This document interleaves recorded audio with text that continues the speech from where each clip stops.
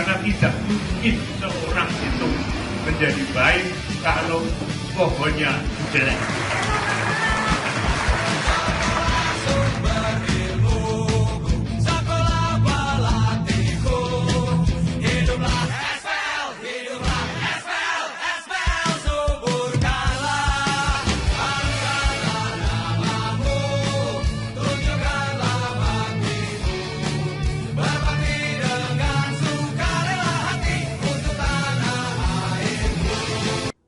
Sebelum mulai, saya akan memperkenalkan diri saya sendiri.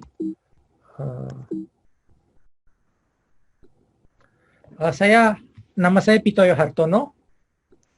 Saya alumni PL tahun 1988. Pada waktu kepala sekolahnya Bruder Michael, dan saya masih sempat diajar oleh Bruder Honoratus.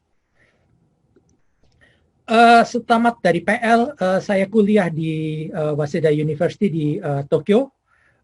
Saya kuliah di jurusan Teknik Fisika. Saya menyelesaikan S1 saya tahun 93. Setelah itu saya meneruskan ke S2 di universitas yang sama.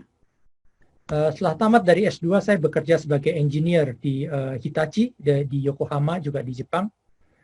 Tapi saya tidak bisa menahan keinginan saya untuk kembali ke akademia. Saya kembali untuk mengambil S3 dan saya selesaikan tahun 2002 di jurusan Fisika Murni dan Teknik Fisika di Waseda University juga. Dari tahun 2001 sampai 2005 saya bekerja sebagai Research Associate. Ini adalah pangkat dosen yang paling rendah, peneliti yang paling rendah, pemula di Advanced Research Institute for Engineering, Science and Engineering di Waseda University. Saya juga bekerja sebagai peneliti di Humanoid Research Institute, Waseda University. Bidang saya adalah neural network, yang kalau sekarang mungkin disebut artificial intelligence dan robotics. Mulai tahun 2005 saya bekerja sebagai associate professor di Future University Hakodate di utara Jepang, di kota Hakodate. Dan mulai tahun 2010 saya bekerja sebagai profesor di universitas saya sekarang, School of Engineering di Chukyo University di Nagoya. Nagoya ada di sekitar 480 kilo dari Tokyo, di selatan Tokyo. Ini sudah saya sebutkan tadi. Dan mulai tahun 2016 sampai sekarang saya bekerja di satu proyek yang bernama Gundam Global Challenge. Tujuannya adalah membuat robot sebesar 18 meter, Gundam, mungkin adik-adik banyak yang tahu. Ini akan selesai pada tahun ini, akan dibuka untuk umum mulai Desember tahun ini. Seperti ini sudah hampir selesai. Moga-moga ada kesempatan buat untuk teman-teman untuk mengunjungi ini. Ini akan ditampilkan untuk umum sampai Maret 2022 di Yokohama. Di kelas ini ada beberapa peraturan. Saya tidak mentolerir ketidakseriusan di sini. Semua akan mulai tepat waktu. Saya juga tidak ingin kelas ini bolong-bolong. Kalau tidak niat, mohon tidak ikut. Kalau niat, mohon ikut dengan serius, gitu ya. Dan di kelas ini saya akan dibantu dua asisten saya. Satu adalah Ibu Eli Antika. Bu Eli adalah dosen dari Politeknik Negeri Jember. Saya kenal Bu Eli sudah lama sekali.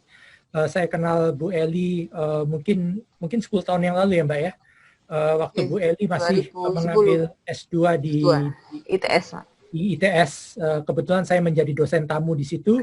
Saya tahu Bu Eli adalah seorang yang sangat serius dan dosen yang sangat-sangat berdedikasi. Mungkin Mbak Eli bisa memperkenalkan diri. Terima kasih Pak Pitoyo. Selamat sore Bapak-Bapak dan juga Prof. Pitoyo. Juga selamat sore untuk teman-teman siswa di PL. Perkenalkan, nama saya Eli Antika, saya di Politeknik Jember. Waktu kenal dengan Prof. Pitoyo ini memang saya waktu itu masih S2. Kenapa kok saya tertarik untuk belajar lagi matematika logik? Saya sadar bahwasanya kemampuan saya ini masih sangat kurang untuk mengantarkan mahasiswa itu agar berpikir logik, kemudian logikalnya bagus, dan juga memang saya merasa kok saya sering membuat mahasiswa itu tersesat, jadinya daripada saya mengajar dan menyesatkan orang, mending saya belajar dulu yang benar, mengikuti Prof. Vitoyo. Soalnya kok alhamdulillah Prof. Vitoyo menawarkan pembelajaran basic yang menurut saya sangat diperlukan oleh siswa dan mahasiswa. Terima kasih Prof untuk kesempatan belajarnya. Nah, itu saja yang dari saya. Terima kasih. Saya juga akan dibantu seorang asisten saya lagi, Mbak Jelita Cahyandari. Mbak Jelita adalah seorang mahasiswi UI Kimia semester pertama. Saya kenal dengan Jelita mungkin sejak dia belum lahir, karena dia orang tuanya, Andreas Pandu, adalah teman baik saya di PL. Bapak dari Mbak Jelita ini juga alumni PL 88. Mbak JJ, tolong perkenalkan diri. Ya, terima kasih Prof. Selamat sore teman-teman, Bapak Ibu guru sekalian. Perkenalkan, saya Jelita Cahyandari, sekarang mahasiswa Universitas Indonesia, Fakultas FMIPA, jurusan Kimia. Terima kasih JJ. Sedikit menerangkan mengenai relevansi logika ini, bukan hanya dalam ilmu eksak, tapi juga di disiplin lain, di ilmu sosial. Kalau boleh saya mengenalkan Samsu sebentar. Samsu adalah alumni PL 88 sama dengan saya. Dia seorang ekonom.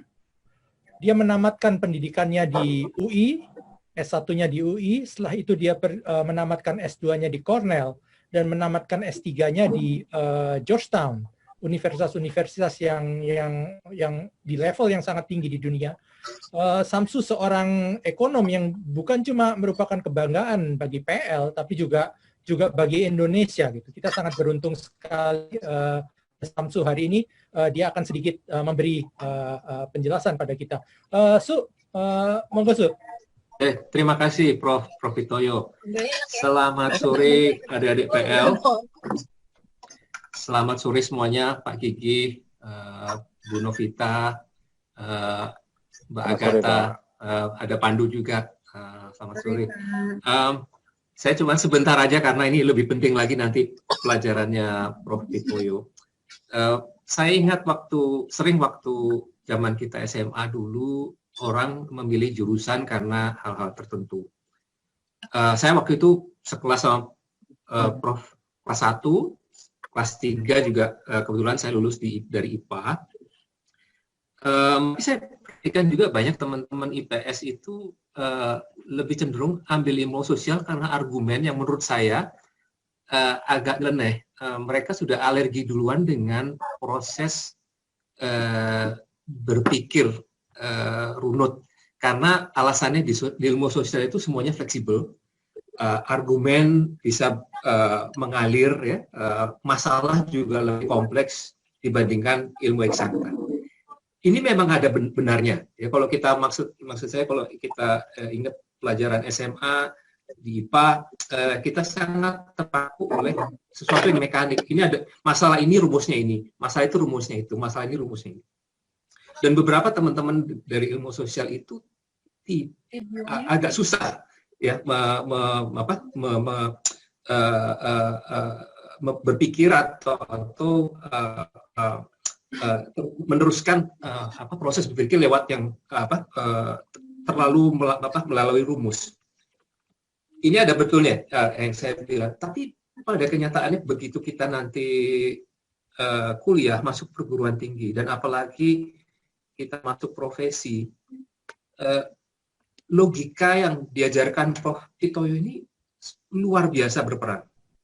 Saya mengalami sendiri, meskipun saya lulus dari IPA, betapa menderitanya saya waktu itu masuk ke bidang sosial, karena saya selama bertahun-tahun, saya selalu belajar lewat rumus mekanik. Saya pernah dengan Mas Pandu, di sini teman saya Pandu, 1 tahun di Fakultas Teknik.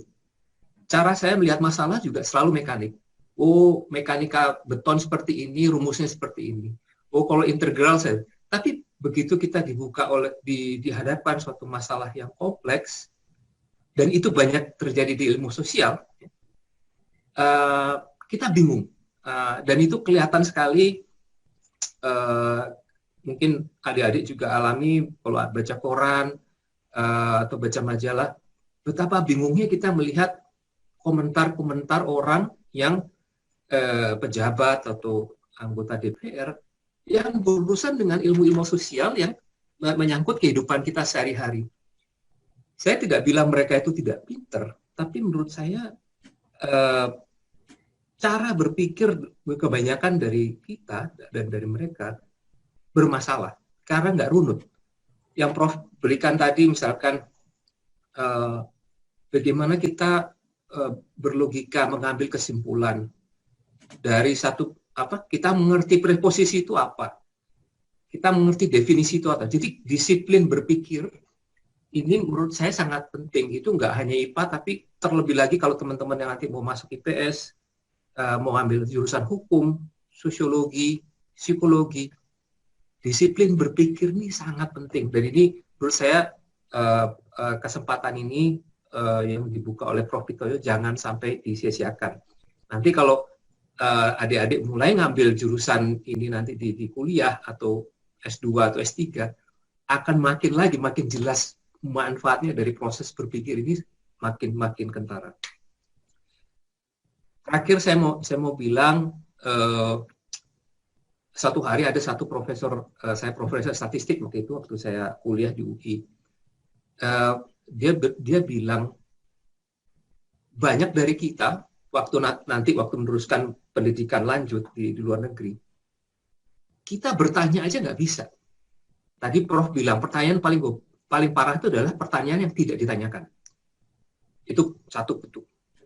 Kedua, kadang-kadang yang konyol dari teman-teman kita atau waktu itu generasi saya, kalau bertanya itu malah seperti orang pidato. Jadi bertanya tapi nggak jelas apa yang ditanyakan. Ini yang sering sekali saya juga menemukan dari teman-teman, dari adik-adik dari Indonesia yang punya masalah ini. Bertanya itu bisa hal yang sederhana. Prof tadi yang itu apa? Itu simple sekali. Prof itu maksudnya tadi bagaimana? Itu juga simple. Kalau nanti mau bertanya lebih kompleks, bisa juga caranya. Kalau A dan B bilang begini, lalu C bagaimana? Itu juga bisa. Jangan seperti kebiasaan banyak orang, bertanya itu seperti orang pidato, ini, setelah 3 menit, gak jelas mau nanya, yang ditanya itu apa sebetulnya. Dia mau sharing pikirannya dia atau pertanyaan, itu yang sering kita temukan. Nah, saya harap ini cuma sekedar sharing, adik-adik. Tolong jangan disia-siakan kesempatan ini, karena disiplin berpikir, runutan logika itu sangat penting. Anda mau masuk jurusan apa aja nanti di IPS, mau akuntansi, ekonomi, begitu itu nggak ada rumusnya, Anda akan lepas. Anda akan dihadapkan pada sesuatu yang Anda harus ditantang. Proses berpikirnya itu bagaimana? Saya ambil contoh, ini sebelum saya akhiri. Orang sering bilang, wah Indonesia hanya bisa mengekspor kelapa sawit. Atau apalah, bahan mentah. Itu tidak menguntungkan. Apa ya? Apa buktinya tidak menguntungkan? Parameternya dari mana? Pertanyaan-pertanyaan itu kan akan muncul. Anda sebagai orang yang berusaha menggali ilmu, pertanyaan-pertanyaan itu akan muncul. Dan itu yang membuat logika memerlukan kedisiplinan dan logika berpikir. Saya rasa sampai itu aja, Prof. Yang mungkin yang lebih penting lagi kulanya Prof. Pitoyo. Saya coba sharing situ. Mungkin buat Pak Gigi, teman-teman yang lain, kalau bisa nanti mungkin kalau ada kegiatan berikut tahun depan, mungkin juga lebih banyak lagi teman-teman yang dari IPS yang mungkin bisa ikut, karena ini tidak terpaku hanya satu disiplin ilmu, tapi ini mengenai kedisiplinan kita dalam berpikir. Terima kasih, Prof. Terima kasih sekali. Kalau boleh saya tambahkan, Samsu seperti saya katakan tadi adalah seorang ekonom. Dia sekarang bekerja di World Bank, di Bank Dunia, dan berkedudukan di Kazakhstan sekarang. Terima kasih sekali untuk waktunya. Saya yakin Samsu sibuk sekali, tapi dia mau meluangkan waktu untuk kita semua. Mari kita beri aplaus untuk Samsu. Terima kasih, Su. Matur nuwun, Su. Minggu lalu kita sudah belajar tentang quantifier, apa yang kita namakan quantifier. Ada dua, universal sama eksistensial. Satu mengatakan semua, yang satu mengatakan ada atau setidaknya satu. Kita sudah belajar tentang definisinya, kita sudah belajar tentang cara memakainya. Apakah ada pertanyaan mengenai ini? Apakah semua sudah mengerti? Saya rasa tidak terlalu sulit untuk mengerti kalau kita tahu definisi dan atau. Gitu ya. Jadi untuk universal semuanya disambung dengan kata dan, karena ini memerlukan semua, memerlukan konsep semua. Dan yang satu lagi eksistensial memerlukan operan atau, gitu ya.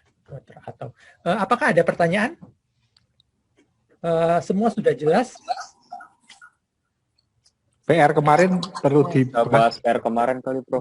Oh, itu ada. PR-nya kemarin apa itu ya bunyinya? Oh, yang itu ya. Oke, nanti saya akan membahas PR-nya.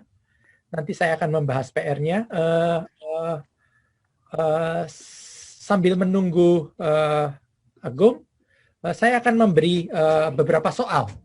Minggu lalu kita belajar membaca. Jadi kalau kita punya proposisi, kita membacanya dalam bahasa Indonesia. Kali ini saya ingin kita belajar menulis. Misalnya kita punya proposisi seperti ini. X adalah anggota dari, ini belum ya, belum terlihat ya. Belum, Prof. Agung kalau sudah siap, tolong kasih tahu Gung ya. Oh, udah Gung. Sepertinya udah masuk ya? Oh, udah, suaranya udah. Pakai, kayaknya ada masalah dengan laptop saya. Ya, sudah. Maaf Sekarang sekali. udah nggak apa-apa. Oke, saya pakai dua. Jadi untuk yang share pakai laptop. Oke. Ya. Hari ini kita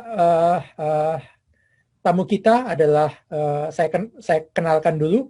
Tamu kita adalah teman sahabat akrab saya, bukan hanya sejak di SMA PL, tapi sejak di SMP PL, Kasimirus Setiagung. Agung ini juaranya di angkatan saya, bukan hanya waktu SMA saja, tapi sejak dari SMP dia selalu juara kelas. Jadi mutu otaknya tuh jauh sekali dibandingkan saya gitu. Agung ini setelah tamat dari PL 88 sama seperti saya, dia melanjutkan ke ITB, tapi dia di ITB hanya sebentar sekali karena dia mendapat beasiswa ke Jepang. Dan dia berangkat ke Jepang, pertama kali dia masuk ke Technical College, jadi semacam D3 kalau di Indonesia, di Miyagi, Gung ya, di Sendai. Ya. Setelah itu Agung meneruskan ke S1 dan S2 di Chiba University di utara Tokyo. Dan setelah itu Agung meneruskan ke mengambil S3-nya di University of Tokyo. Ini salah satu universitas terbaik di dunia. Agung adalah seorang ahli semikonduktor. Semikonduktor adalah dunia kita tidak terjadi sekarang kalau tidak ada semikonduktor. Kita memakai komputer segala macam, itu semua tergantung dari semikonduktor. Dan teknologi semikonduktor ini sangat kompleks. Ini untuk mengerti semikonduktor kita harus mengerti banyak fisika, bukan hanya fisika saja tapi juga kimia dan teknologi material. Dan ingat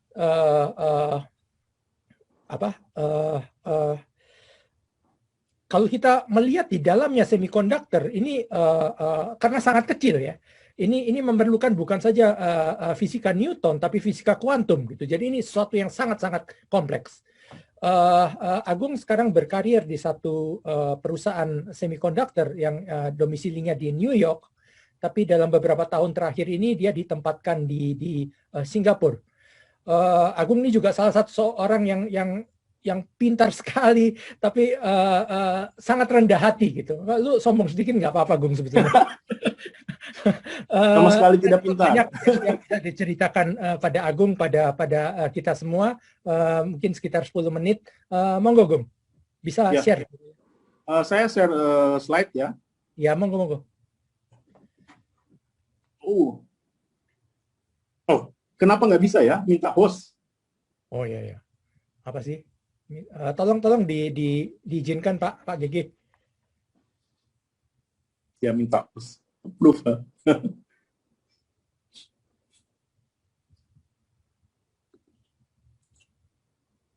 Oke. Bisa, Gung. Bisa. Oke. Bisa kan ya? Sudah kelihatan. Oke. Ya, terima kasih Profesor Pitoyo dan Pak Gigi dan semuanya diberi kesempatan untuk berbicara. Kali ini saya karena saya berkecimpung di bidang di dunia semikonduktor, saya mengambil topik yang mungkin saja menarik ya, dengan judul contoh-contoh pendekatan logis untuk menyelesaikan masalah di semikonduktor material atau device itu sendiri. Saya di grup Process Engineering, perusahaan saya namanya Applied Materials. Ini perusahaan yang menyuplai mesin-mesin untuk memproses semikonduktor material sendiri. Gung, bisa di kameranya di on, Gung. Jadi di on, oke. tampang lu.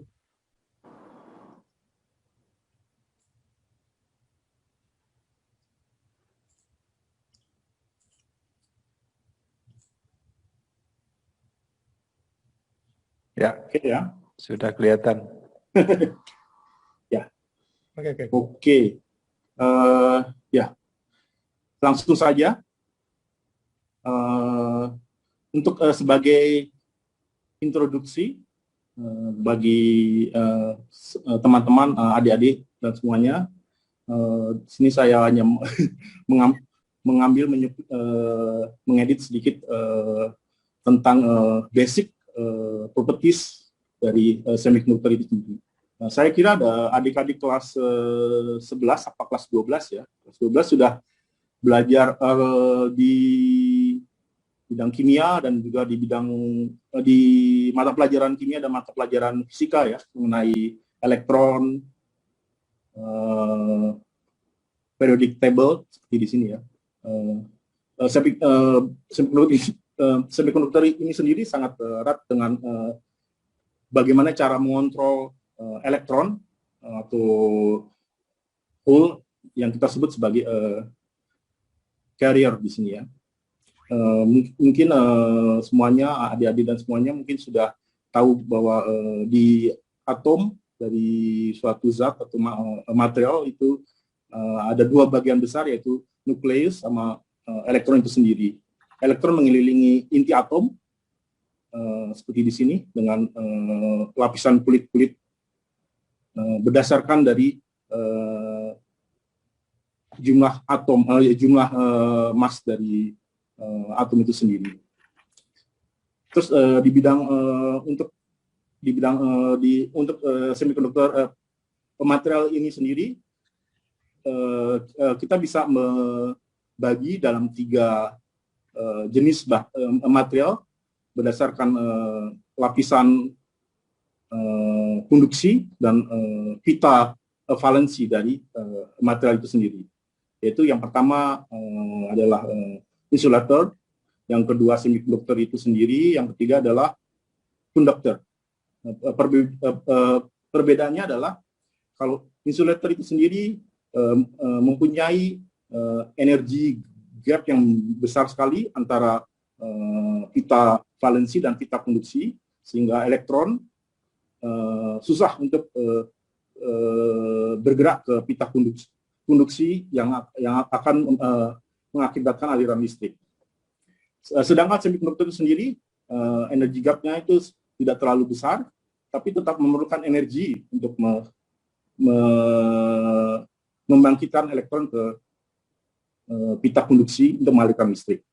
Sebaliknya konduktor itu sendiri, pita konduksi dan pita valensi di sini ada dua. Yang satu adalah overlap, yang kedua adalah pita konduksi itu sendiri sudah diisi dengan setengah penuh dari elektron.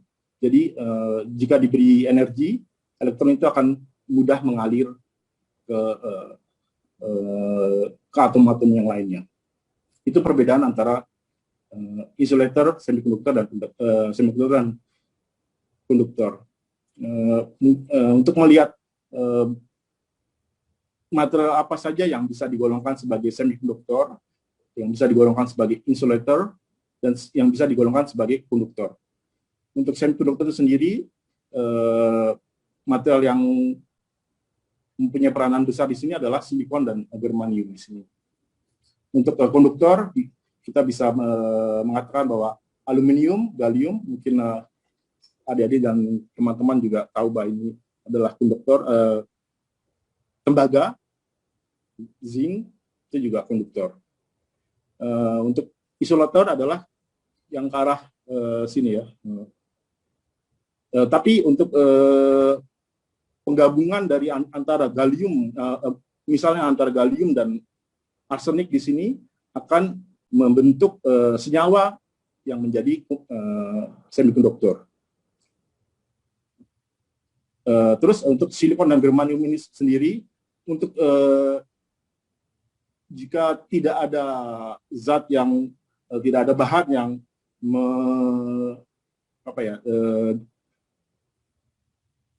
masuk ke dalam bahan ini sendiri, maka elektron itu sendiri tidak akan bergerak, sehingga dibutuhkan yang kita sebut sebagai doping proses. Suatu bahan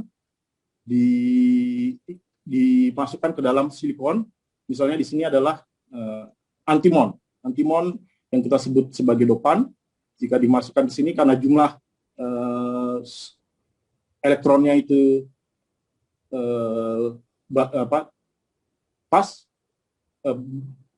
pas untuk berlebih dan menjadi elektron sebagai channel di dalam semikonduktor. Sebaliknya, yang untuk positif di sini adalah misalnya boron dipakai sebagai dopan di sini, yang kita dan menjadi kita sebut sebagai whole semikonduktor itu sendiri dikatakan sebagai jenis P-type semikonduktor. Itu ya mengenai material semikonduktor itu sendiri. Lama-lama terus sejak kapan semikonduktor itu menjadi terkenal? Yang pertama-tama adalah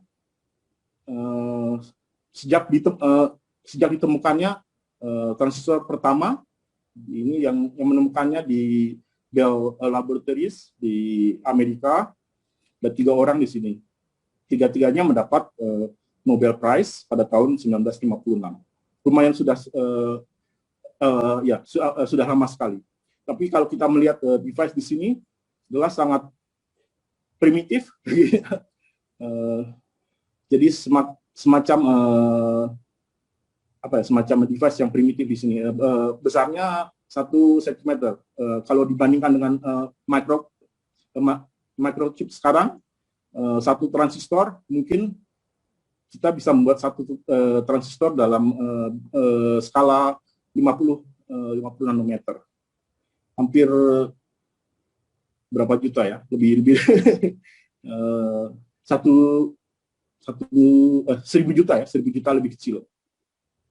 Ini transistor pertama yang di bagiannya ada 3, yaitu emitter, kolektor, dan base. Karakteristik dari transistor di sini adalah dengan menggunakan arus kecil yang mengalir dari yang dinamakannya emitter ke base di sini, kita bisa mengontrol arus yang lebih besar yang mengalir dari emitter ke kolektor di sini. Dengan cara pengontrolan ini, misalnya saja kita bisa membuat device ini sebagai switching on-off. Jadi pengontrolan arus listrik itu bisa dikontrol dengan satu bagian di sini. Ini cikal bakal dari digital device itu sendiri dan juga banyak device-device lainnya.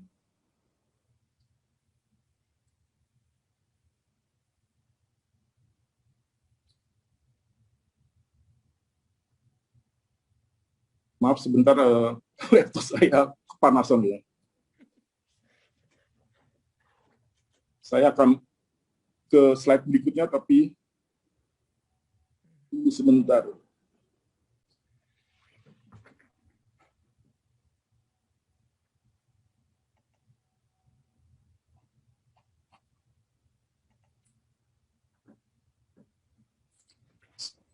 Saya akan sharing sekali lagi. Saya akan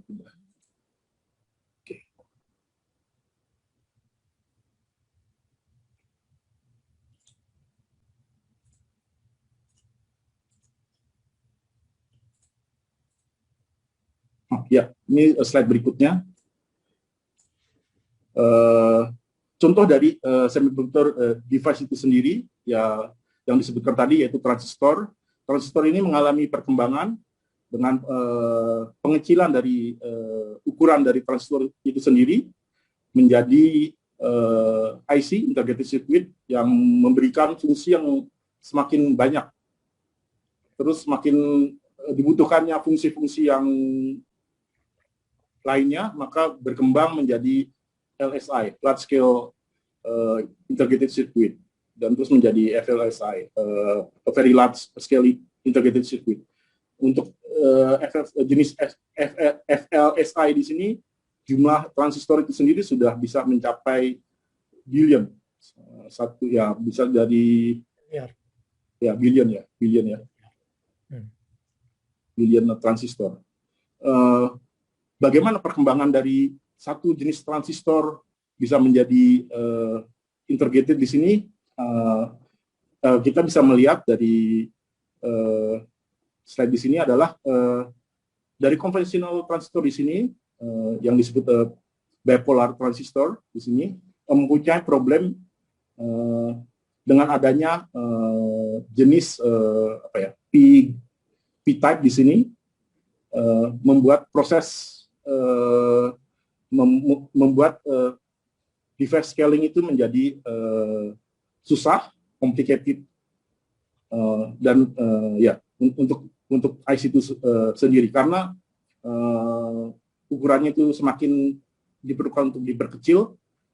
Dengan adanya proses di sini akan mengakibatkan karakteristik yang tidak bisa diabaikan. Di situ peneliti-peneliti di Bell Lab membuat pendekatan solusi berdasarkan fenomena yang sudah dia ketahui, yaitu dengan menggunakan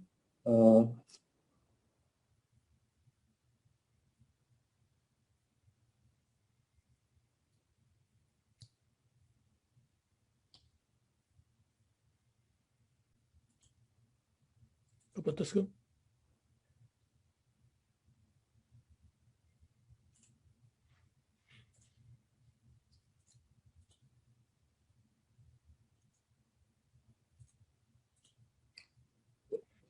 dengan menggunakan silicon oxide yang dinamakan menjadi metal oxide transistor di sini. Kenapa menggunakan silicon oxide di sini adalah karena material ini sudah dikenal di phase conventional transistor di sini, dan proses itu sangat gampang dibandingkan dengan membuat P-type dari semiconductor di sini. Dengan penggunaan oxide di sini, maka sifat-sifat yang tidak diinginkan bisa dikendalikan, bisa ukurannya juga bisa diperkecil di sini, dan akhirnya ya bisa menjadi satu wafer yang bisa mempunyai proses yang diinginkan. Tapi sebelum sampai ke satu wafer yang mempunyai proses yang diinginkan, sebenarnya ada satu step di mana sangat kritikal, yaitu sebenarnya sebelum dilanjutkan proses transistor sendiri, pada waktu itu adalah karena menggunakan banyak layer, maka dari lapisan-lapisan itu sendiri tidak teratur. Karena jenis penumbuhan dari lapisan itu sendiri sangat sukar untuk membuat teratur, karena banyak device-device di bawahnya yang mempengaruhi, membuat keadaan tidak beratur dari lapisan di sini. Satu step yang sangat kritikal untuk menyelesaikan masalah di sini adalah yang kita sebut planarization di sini. Prosesnya dinamakan chemical mechanical planarization process. Ini adalah proses yang menggunakan cairan-cairan kimia ditambah juga tekanan mechanical effect dari untuk meratakan setiap layer di sini dengan penggunaan dari planarization di sini, maka kita bisa melihat di sini tiap layer di sini menjadi teratur, rata, dan menghindari masalah-masalah seperti short circuit, hubungan pendek antara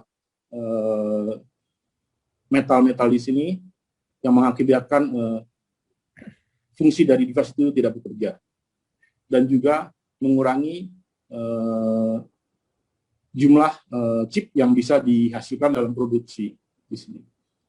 Jadi salah satu step yang sangat kritikal di sini adalah planarization untuk menuju untuk mengembangkan device scaling menuju ke LSI dan BLSI di sini. Kemudian untuk berikutnya adalah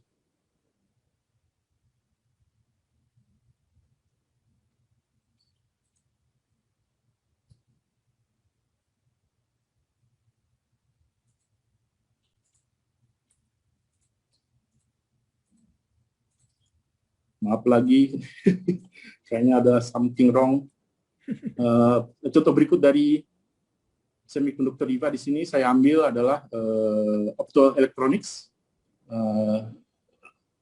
yang kita sebut sebagai light emitting diode atau laser diode di sini. Saya ambil contoh di sini adalah device LED yang memberikan cahaya biru di sini. Kenapa cahaya biru di sini? Karena cahaya biru di sini membutuhkan energi yang lebih besar dari cahaya merah, cahaya kuning, cahaya hijau, dan ini membutuhkan proses yang kompleks ya. Ini di sini dari struktur dari dioda itu sendiri. Seperti yang dijelaskan sebelumnya bahwa ada semiconductor jenis P dan jenis N di sini. Jika digabungkan seperti ini dan diberi voltase ya, perbedaan voltase antara plus dan minus di sini, maka elektron dan hole carrier itu akan mengalir, dan di perhubungan antara P dan N di sini, maka elektron akan kembali bergabung dengan hole karena jatuh, ya kita sebut kembali jatuh di sini, menghasilkan energi yang memancarkan cahaya, energi sebagai cahaya. Cahaya di sini,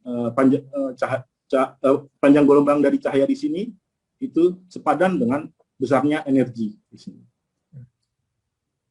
Ini contoh dari LED di sini. Aplikasinya adalah misalnya traffic light, display, atau energy saving white light source. Misalnya lampu-lampu di ruangan atau lampu mobil yang sekarang sudah bergerak ke arah penggunaan dari LED karena karena lebih murah dan juga hidupnya, lifetime-nya itu sangat tinggi, sangat panjang. Untuk laser itu sendiri penggunaannya misalnya untuk ya mungkin teman-teman atau adik-adik sekalian tahu tentang blue radius. Dengan memendeknya panjang gelombang dari laser di sini bisa meningkatkan storage kapasitas dari disk itu sendiri. Sebelum sampai ke aplikasi di sini, sebenarnya penggunaan dari blue LED dengan bahan gallium nitride di sini itu mempunyai hambatan-hambatan dan mempunyai sejarah yang panjang, kira-kira 40-50 tahun development. Kenapa begitu? Karena gallium nitride di sini mempunyai masalah yang tidak mempunyai bahan gallium nitride di sini tidak ada substrate, tidak ada wafer, tidak ada landasan yang cocok yang mempunyai lattice constant. Lattice constant di sini adalah jarak atom yang dekat dengan bahan itu sendiri. Kenapa ini adalah problem? Karena jika jarak atom ke atom antara gallium nitride dan kibangnya dan substrate-nya itu sendiri jauh, maka susah untuk menumbuhkan gallium nitride di atas substrate itu sendiri. Prosesnya juga harus menggunakan temperatur yang tinggi. Berdasarkan ini juga banyak defects. Hanya satu substrate yang pada waktu itu yang menjadi candidate yang terbaik, itu saja sudah mempunyai perbedaan jarak atom yang sangat besar. Jadi ini adalah gejala yang rintangan-rintangan yang ada pada waktu itu untuk mengembangkan LED warna biru dan laser LED warna biru. Untuk menyelesaikan masalah ini, pendekatan solusinya yang dipakai peneliti pada waktu itu adalah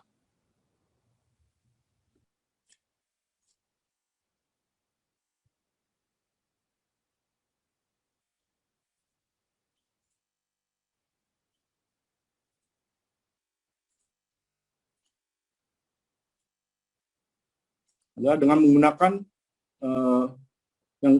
apa yang dinamakan buffer layer yang ditumbuhkan dengan suhu rendah. Mungkin kita bisa mengambil contoh, misalnya kita membangun rumah dengan menggunakan semen ya, untuk yang empuk gitu, sebagai landasan, sebagai fondasi untuk membangun bata-bata di atasnya, sehingga sehingga bisa disusun dengan baik. Mungkin contoh dari pemisalan dari buffer layer di sini adalah semacam semen. Ini adalah mekanisme dari penggunaan dari buffer layer di sini. Jika proses itu sendiri tidak optimal, maka tetap menghasilkan penumbuhan semikonduktor yang tidak rata, ya, tidak uniform. Tapi kalau kondisinya optimal, pertama-tama gallium nitride itu sendiri akan tumbuh secara 3 dimensi dan bergerak menjadi 2 dimensi, dan akhirnya tumbuh secara uniform. Dengan penggunaan ini, maka peneliti pada waktu itu bisa menghasilkan kristal yang dengan quality yang tinggi untuk dilanjutkan sebagai device dari diodo dan laser diodo itu sendiri. Penemu dari solusi di sini adalah 3 orang Jepang, sama di sini 2 orang profesor dan 1 orang peneliti di perusahaan Jepang. Ini yang mendapat Nobel Prize pada tahun 2014. Ini satu orang di sini adalah Profesor Amano yang bertugas di Universitas Nagoya. Mungkin universitasnya itu dekat sama dengan Profesor Pitoyo. Jadi satu kota dengan Profesor Pitoyo.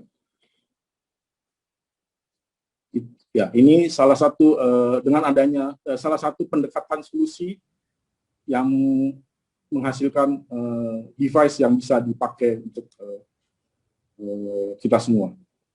Saya sering ketemu Profesor Amano di dalam kereta.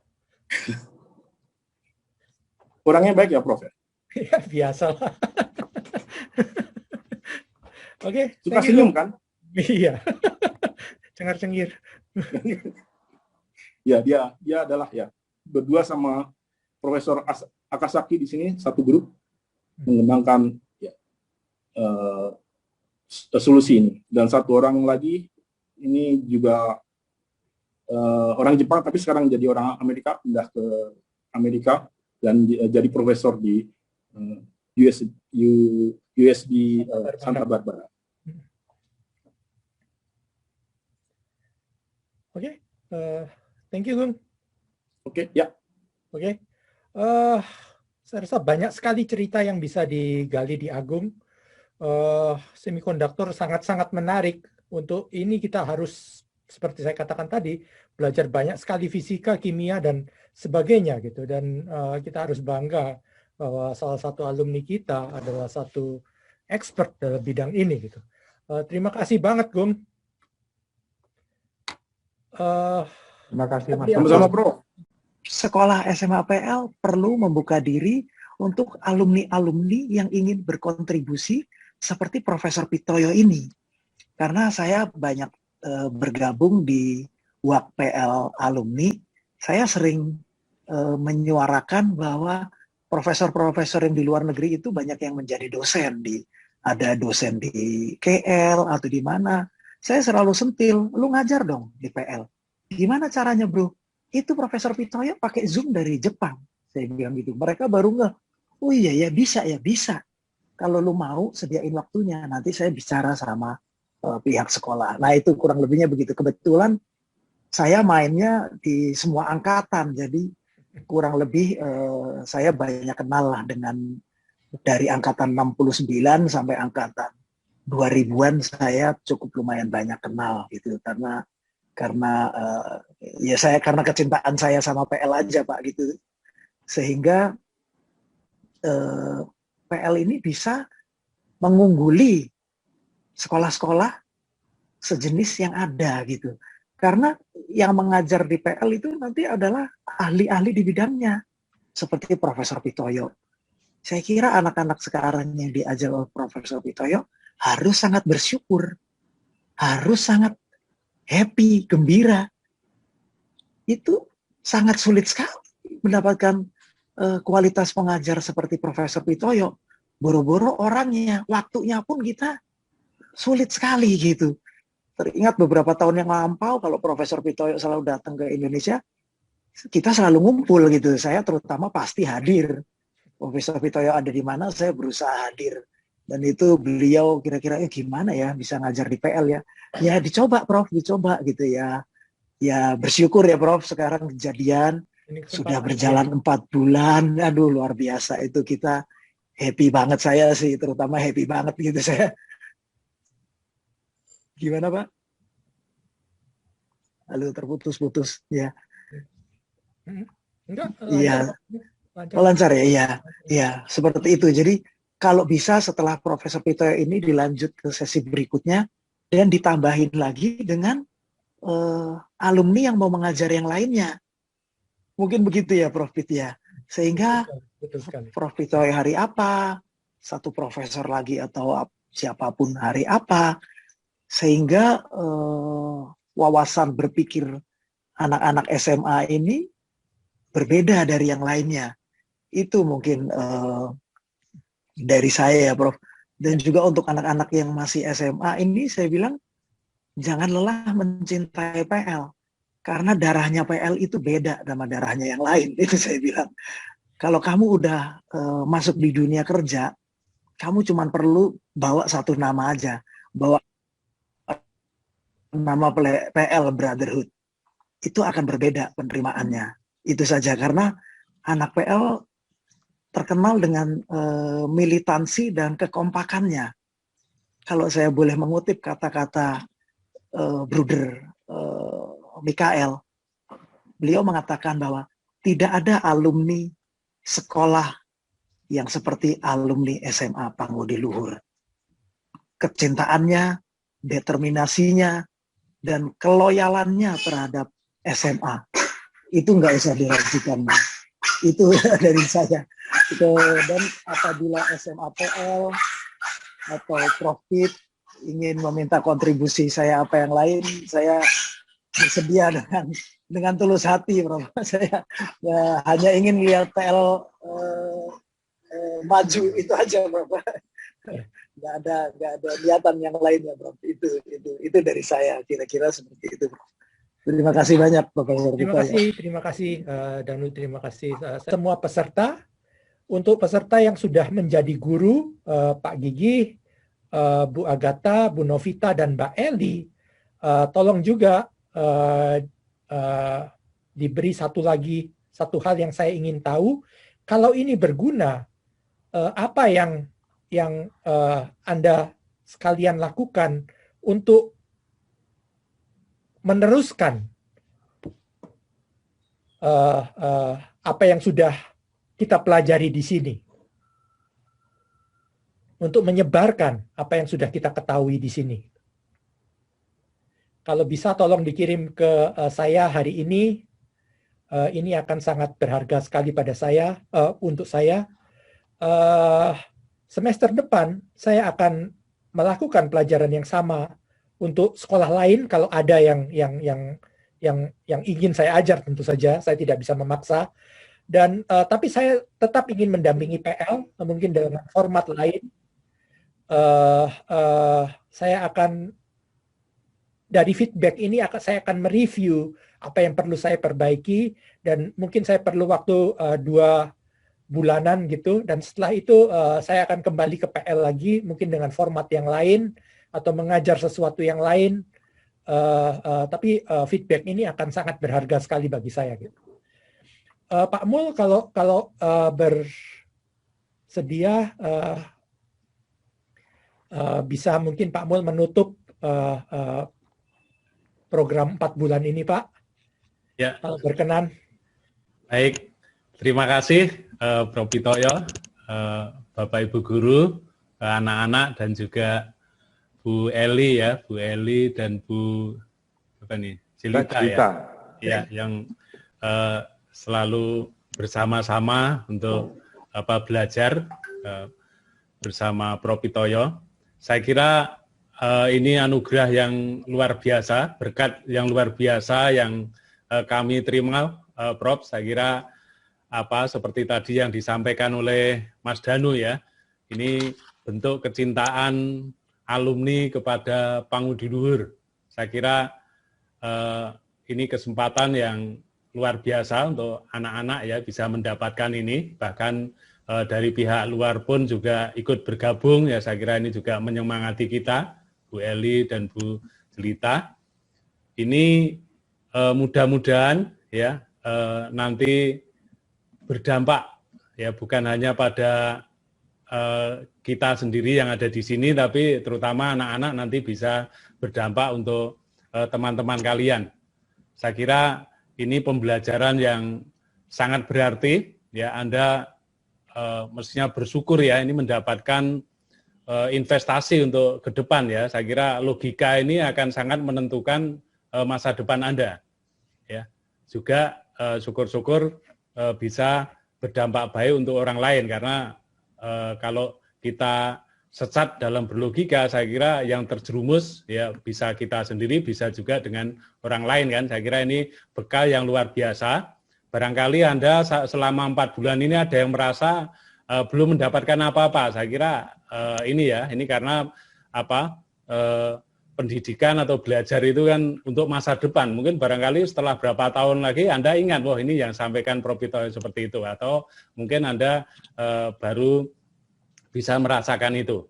Ya, sekali lagi terima kasih Prof. Pitoyo. Saya kira kalau kami akan memberikan imbalan ya pasti tidak bisa. Ini karena bentuk brotherhood, berbaginya Prof. Pitoyo kepada kita semua, dan mudah-mudahan seperti tadi yang sampaikan Prof. Pitoyo ya, ini pembelajaran mungkin berakhir hari ini, tapi harapannya belajar terus ya untuk anak-anak. Maka nanti barangkali untuk Bapak Ibu guru ya, Pak Gigi, Bu Novi, Bu Agatha pasti juga akan berbagi ke teman-teman guru. Nah, anak-anak pasti nanti harapannya juga bisa berbagi ke teman-teman. Dan tadi senang sekali, sebelumnya saya juga akan menyampaikan ke Prof. Pitoyo, tapi tadi Prof. Pitoyo sudah membuka bahwa berikutnya nanti masih akan dilibatkan. Nah, ini kan yang luar biasa, dan untuk kita barangkali nanti ya anak-anak atau Bapak Ibu guru dalam pembelajaran sesi yang lain nanti bisa diajak untuk sharing atau untuk ikut bergabung. Saya kira ini kesempatan yang baik.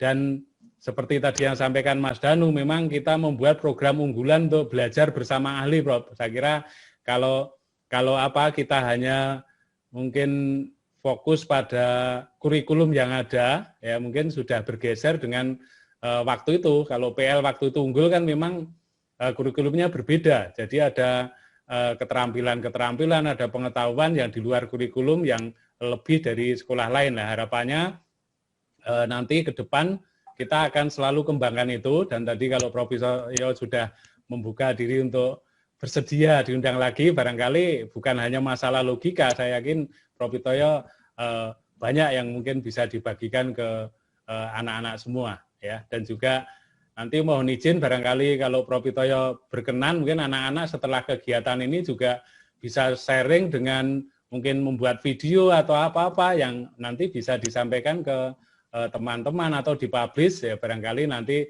bermanfaat untuk orang lain ya. Ini Prof. Pitoyo, maka terima kasih sekali kami mewakili sekolah untuk waktu yang disumbangkan kepada kami ya. Kita yakin Prof. Pitoyo pasti akan sibuk sekali, tapi bisa berbagi ke kita. Nah, harapannya nanti kan bisa kita juga berbagi ke orang lain. Itu yang saya kira Prof. Pitoyo akan bangga sebagai alumni PL kalau nanti anak-anak PL ini juga bisa berbagi untuk orang lain. Sekali lagi terima kasih Prof. Ya, mudah-mudahan selalu sehat. Kita hanya bisa mendoakan itu. Ya, terima kasih. Terima kasih untuk peserta semua. 4 bulan ini luar biasa sekali untuk saya. Saya sangat senang sekali bisa belajar bersama seperti ini. Sehat untuk semua. Moga-moga lain kali kita bisa bertemu, tidak cuma secara online seperti ini, tapi offline, karena itu jaga kesehatan. Kesehatan adalah modal kita, modal utama kita, dan sukses selalu untuk semua. Terima kasih Amin, sekali. Prof. Terima kasih. Terima kasih, Prof. Pitoyo. Terima kasih. Mungkin Daniel ada sampaikan Prof. Pitoyo, Ketua OSIS. Daniel. Iya. Kalau dari saya, terima kasih banyak Prof. Pitoyo karena kita sudah mengikuti lagu Mars PL ya, berbakti dengan sukarela hati untuk tanah airku, Prof. Terima kasih banyak, Prof. Terima kasih Daniel. Terima kasih semua. Terima kasih. Prof. Pitoyo, terima kasih. Terima kasih. Matur nuwun Mbak Eli, sehat selalu. Terima kasih. Ini Jelita, bagi saya oasis loh, Prof. Ya. Beneran. Kayak belajar ABC ini kalau saya. Insya Allah saya akan sebarkan baik ke mahasiswa juga. Saya kok jadi ingat alumni saya juga ya. Mungkin saya kayaknya juga balik lagi ke SMA saya nanti. Saya akan nularkan ke SMA saya juga. Ya. Terima kasih Prof. Pitoyo. Terima kasih sekali. Terima kasih Jelita udah ikut 4 bulan ini. Setiap pelajaran ini Jelita yang mengingatkan saya. Sudah hampir jamnya. Jadi terima kasih sekali JJ ya. Terima kasih banyak juga Prof. Ya. Terima kasih. Terima kasih Prof. Pitoyo. Terima kasih Prof. semuanya. Terima kasih banyak Prof. Ibu Terima kasih banyak Prof. Terima kasih Pak Mul, Pak Gigi, Bu Novita dan Bu Eli. Terima kasih Bapak Ibu semua. Terima kasih sudah. Mbak Jelita juga terima kasih. Terima kasih. Sampaikan ke ayah Mbak Jelita, terima kasih ya, nemeni terus.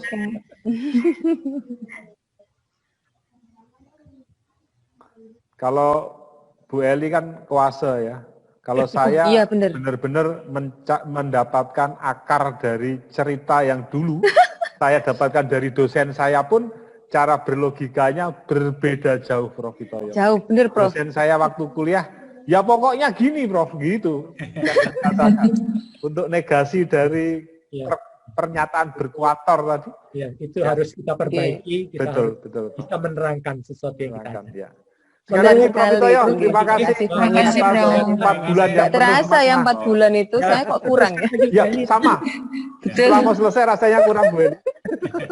Besok udah nggak hari Senin, nggak ada yang ditunggu. Nah itu, kita itu berkejaran loh, Prof, untuk Senin itu. Walaupun itu banyak, gimana caranya Senin itu saya free. Padahal tidak free ya. Terima kasih, Bu.